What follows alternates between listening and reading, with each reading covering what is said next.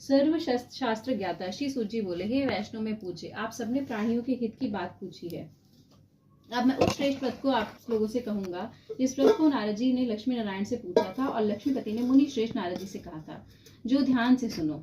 एक समय योगी राज नारद जी दूसरों के हित की इच्छा से अनेकों लोकों में घूमते हुए मृत्युलोक में आ पहुंचे। यहाँ अनेक योनियों में जन्मे हुए प्राय सभी मनुष्य को अपने कर्मों द्वारा अनेकों दुखों से पीड़ित देखकर सोचा कि इस यत्न के करने से निश्चय ही प्राणियों के दुख का नाश हो सकेगा। ऐसा मन में सोचकर विष्णु लोक को गए। वह श्वेत वर्ण और 4 भुजाओं वाले देवों के ईश नारायण को देखकर, जिनके हाथों में शंख चक्र गदा और पद्म थे तथा वरमाला पहने हुए थे, स्तुति करने लगे, हे भगवान, आप अत्यंत शक्ति से संपन्न हैं। मन तथा वाणी भी आपको नहीं पा सकती। आपका आदि मध्य अंत नहीं है। निर्गुण स्वरूप सृष्टि के आदि भूत व भक्तों के दुखों को नष्ट करने वाले हो।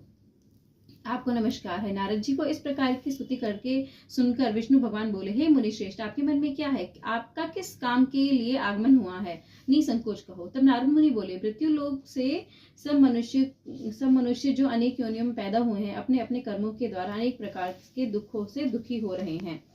हे नाथ, मुझ पर दया रखते हो तो बतलाइए कि उन मनुष्यों के सब दुख थोड़े ही प्रयत्न से कैसे दूर हो सकते हैं। श्री भगवान जी बोले, हे नारद, मनुष्यों की भलाई के लिए तुमने बहुत अच्छी बात पूछी है।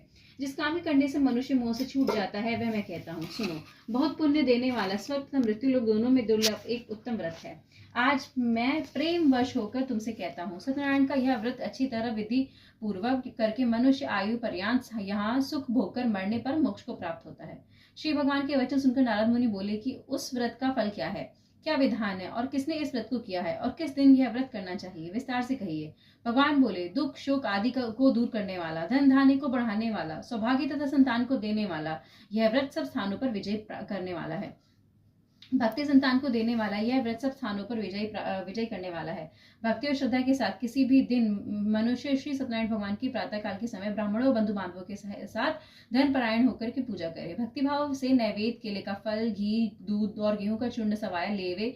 गेहूं के अभाव से साठी का चूर्ण, शक्कर तथा गुड़ ले और सब भक्षण योग्य पदार्थ जमा करके भगवान को अर्पण कर देवे तथा बंधु बांधवों सहित ब्राह्मणों को भोजन करावे। पश्चात स्वयं भोजन करे। नृत्य गीत आदि का आचरण कर सत्यनारायण भगवान का स्मरण करते हुए स्वयं समय व्यतीत करे। इस तरह व्रत करने पर मनुष्यों की इच्छा निश्चय पूरी होती है। विशेषकर कली काल में भूमि पर यही मोक्ष का सरल उपाय है। बोलो श्री सत्यनारायण भगवान की जय। दूसरा अध्याय। सूत जी बोले, हे ऋषियों, जिसने पहले इस व्रत को किया है उसका इतिहास कहता हूँ, ध्यान से सुनो। सुंदर काशीपुरी नगरी में एक अत्यंत निर्धन ब्राह्मण था। वह भूख और प्यास से बेचैन हुए नित्य पृथ्वी पर घूमता था। ब्राह्मणों से प्रेम करने वाले भगवान